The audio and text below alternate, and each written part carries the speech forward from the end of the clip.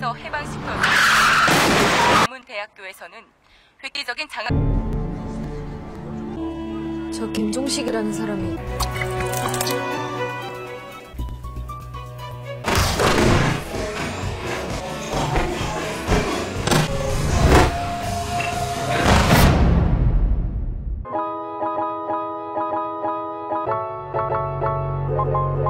Assalamualaikum sahabat yang budiman dimanapun Anda beraktivitas. Semoga hari-hari kalian senantiasa diberi kelancaran selalu.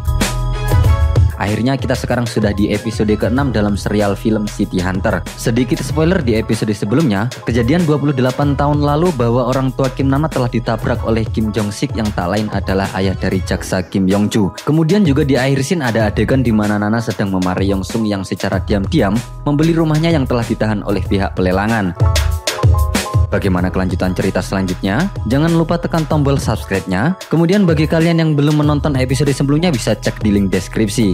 Oke, langsung saja kita pada intinya dan let's watch the movie.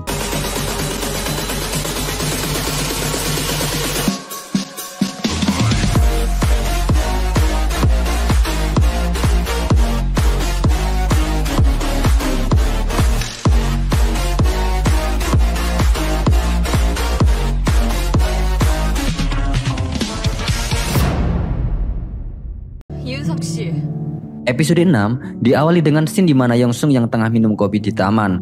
Lalu Nana datang memarahi Yong Sung perihal rumahnya yang sudah ditahan oleh pihak pelelangan dan kemudian diam-diam Yong Sung telah membelinya. Hal itu dikarenakan sebenarnya Yong Sung ingin membantu Nana.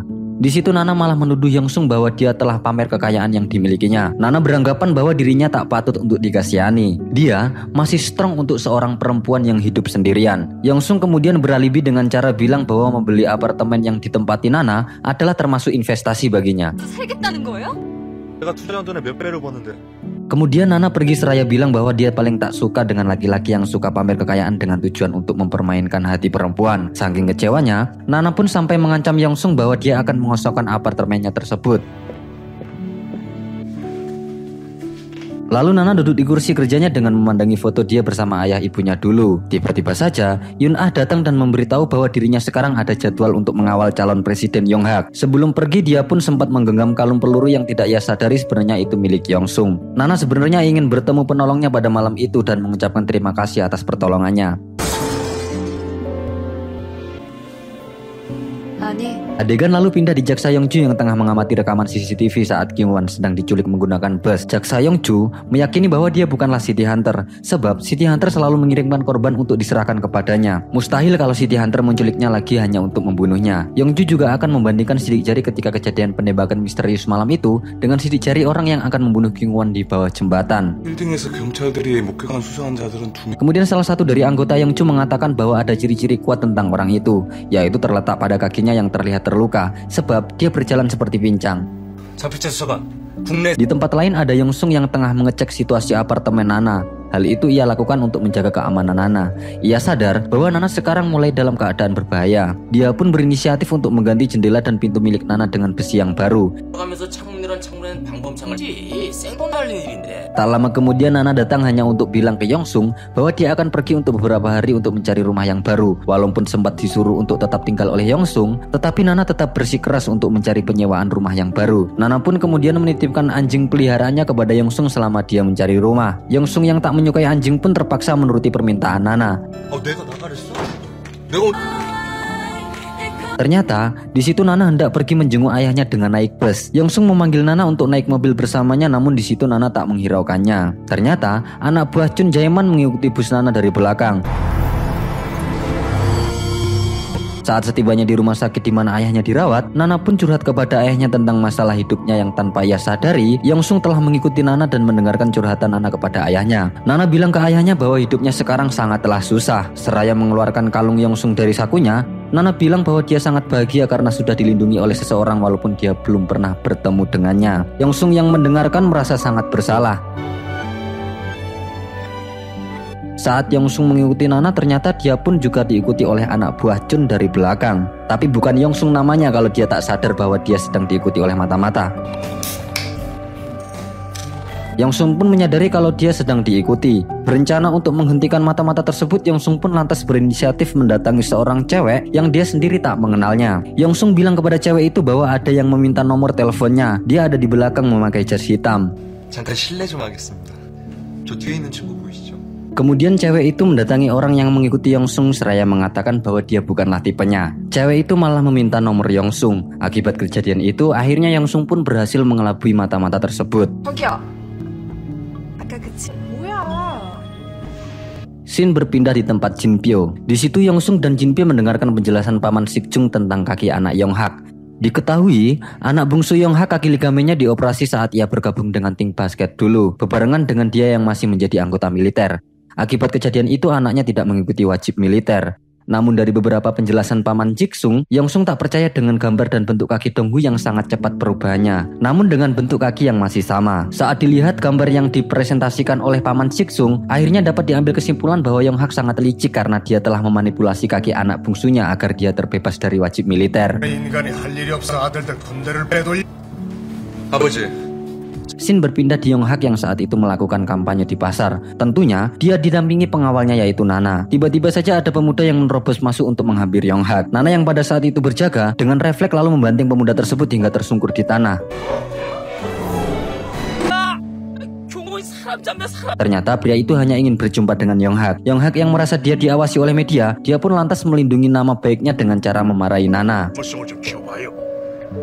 Kemudian Yongsung di apartemen Nana ingin mencari alasan untuk bertemu Nana yang masih marah dengannya. Dia sengaja membuang kotoran anjing di lantainya dan memberitahukan hal itu kepada Nana. Nana pun lantas pulang dengan terheran-heran karena anjingnya tidak biasa buang kotoran di lantai. Saat itu, Yongsung ingin Nana membersihkan kotoran anjingnya.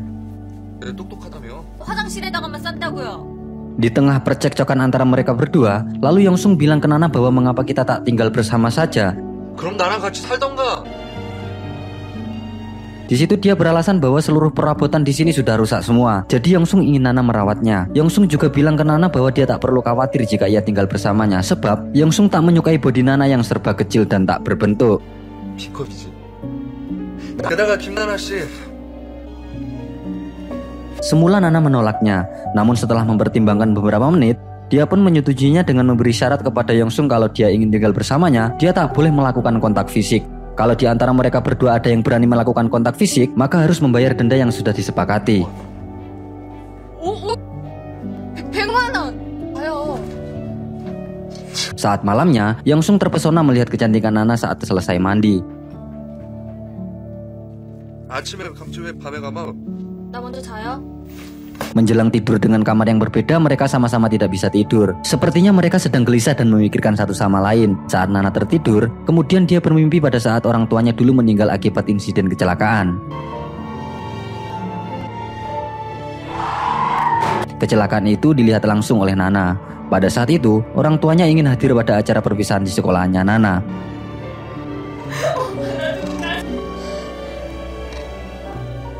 Lalu saat di pekerjaan, tampak Yongsung sedang berlatih menembak. Di situ dia pura-pura tidak bisa menembak di depan pelatihnya. Beberapa saat kemudian tiba-tiba Nana dan Dahe datang. Lalu Dahe bersikeras meminta Yongsung agar mengajarinya menembak. Yongsung pun lalu mengajari Dahe menembak dengan cara memegang tangannya. Nana yang melihatnya tentu saja sempat cemburu dibuatnya. 아이고. Kemudian saat Dahe menembak sasaran, tak diduga tembakannya berhasil mengenai target tepat sasaran. Di situ Dahe mengatakan bahwa semua itu karena bantuan Yongsung. 이게 다 이효성 박사님. Kemudian Shin berpindah di paman Sikjung yang tengah mengawasi Hudson yang tak lain adalah direktur dari perusahaan Mars. Dia ingin bertemu dengan Yonghak untuk melakukan sebuah kerjasama. Kemudian paman Sikjung memberitahukannya kepada Yongsung. Sambil mendengarkan paman Jiksung, Yongsung pun lantas merancang sebuah strategi untuk mengintai Hudson dan Yonghak. Selesai menelpon, paman Sikjung pun mengikuti Hudson sampai ke sebuah hotel untuk mencari tahu di mana kamar Yonghak dan Hudson akan bernegosiasi.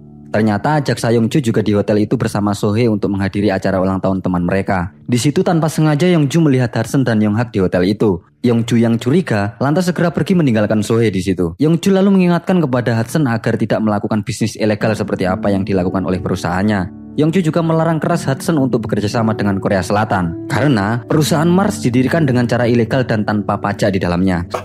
Mars Company.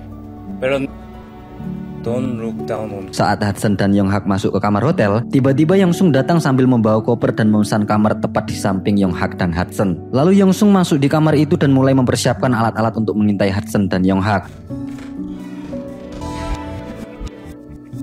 Saat itu, Paman Sikjung berpura-pura menjadi pelayan hotel yang mengantarkan buah di kamar Yonghak. Saat masuk ke dalam kamar, lalu Jiksung meletakkan buah dan teko yang sudah disisipi oleh kamera.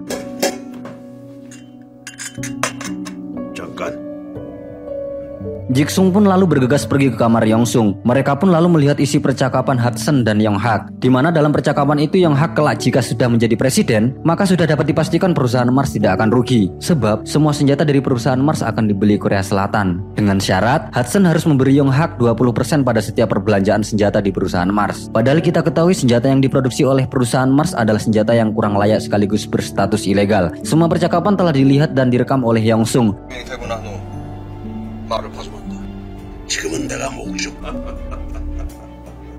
Ternyata, Nana juga ada di hotel yang sama untuk memeriksa keamanan hotel tersebut. Karena hotel tersebut akan digunakan untuk konferensi pers besok pagi. Lalu Yongsung tanpa sengaja bertemu Sohee di hotel itu. Dan tanpa sengaja juga, Sohee menumpahkan bir di baju Yongsung. Sohee pun lantas meminta baju Yongsung untuk dia cuci di kamar hotel yang sudah dipesan Yongsung.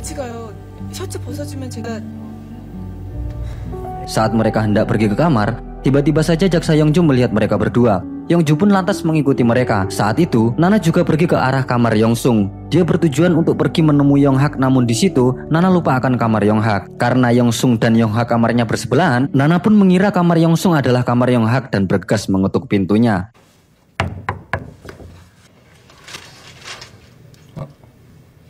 Saat dibuka, ternyata di dalam kamar itu adalah Yongsung dan Sohee.